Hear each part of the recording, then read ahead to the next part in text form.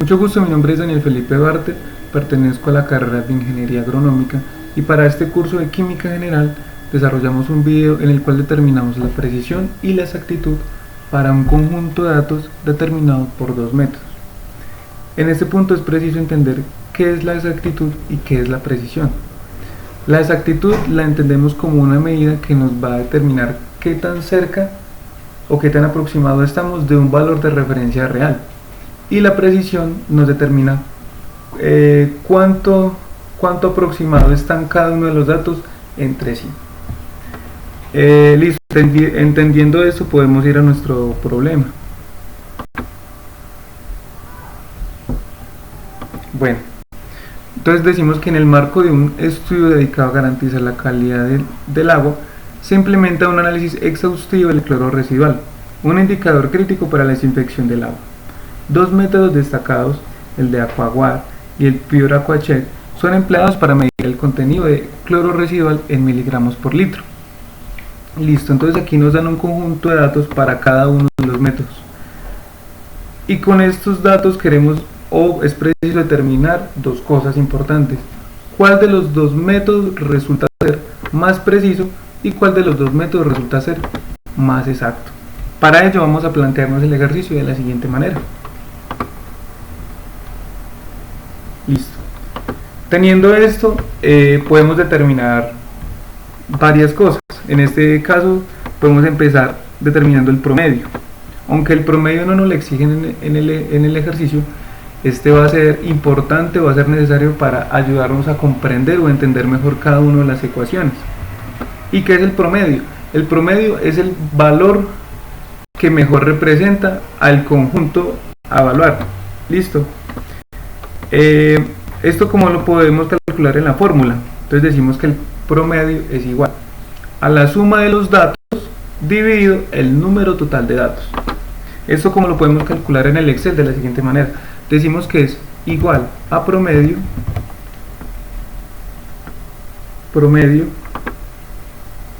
y seleccionamos el conjunto de datos.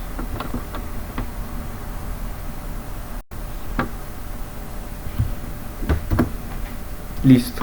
Ya teniendo nuestro promedio del primer método, para hallar el promedio del método E, simplemente pues arrastramos nuestra celda. Listo. Teniendo nuestro promedio, podemos empezar a calcular nuestra precisión. Y nuestra precisión está en función con la desviación estándar. Este es un valor que nos va a determinar la relación que existe entre el promedio con cada uno de los datos del método, ¿cierto? Entre el valor más se acerque a cero, esto nos va a decir que tiene menos dispersión. Por lo tanto, el valor que se acerque más a cero va a resultar el valor más preciso. ¿Y esto cómo lo calculamos en la fórmula? La fórmula nos dice que la desviación estándar muestral es igual a la suma de cada uno de los datos menos el promedio al cuadrado dividido el número total de datos menos 1. Y eso como lo calculamos en el Excel de la siguiente manera.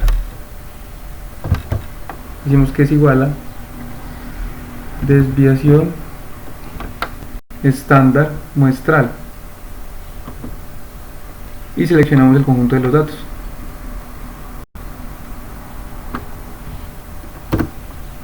Listo. De la misma manera corremos la celda y tenemos nuestro desviación estándar muestral del otro método. Bueno, ya teniendo estos dos valores podemos determinar dos cosas. ¿Cuál de los dos resulta ser más preciso? Teniendo esto en cuenta, decimos que el valor que más se acerca a cero es el valor más preciso, que en este caso sería el método A. El método A tiene un valor bastante bajo, por ende podemos decir que este es el valor más preciso. Lo vamos a diferenciar con un color. Listo. Después de haber hallado nuestra precisión, podemos seguir hallando nuestra exactitud. Y nuestra exactitud está en función con nuestro error relativo. Ese error relativo nos va a indicar cuánto se aproxima o cuánto se aleja nuestro promedio en relación con nuestro valor de referencia, ¿cierto? De igual manera como sucede en la precisión, el valor que más se acerca a cero resulta ser el valor más exacto, independientemente si da negativo o da positivo. ¿Y cómo lo podemos calcular en la fórmula? Decimos que el error relativo es igual a nuestro promedio menos nuestro valor de referencia dividido nuestro valor de referencia por 100. En el Excel lo podemos calcular de la siguiente manera. Decimos que es igual a nuestro promedio menos nuestro valor de referencia. Esto lo ponemos dentro de un paréntesis, dividido nuestro valor de referencia. Eso también lo ponemos dentro de un paréntesis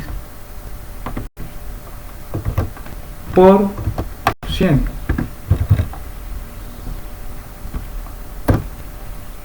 Este va a ser nuestro error relativo con respecto a nuestro método A.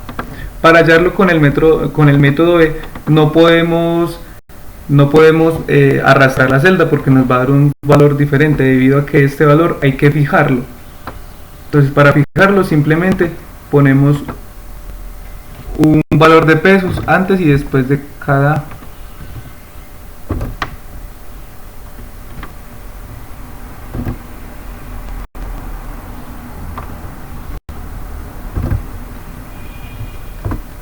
Después de haber fijado estos datos, el valor no nos cambia, pero ya podemos arrastrar nuestra celda.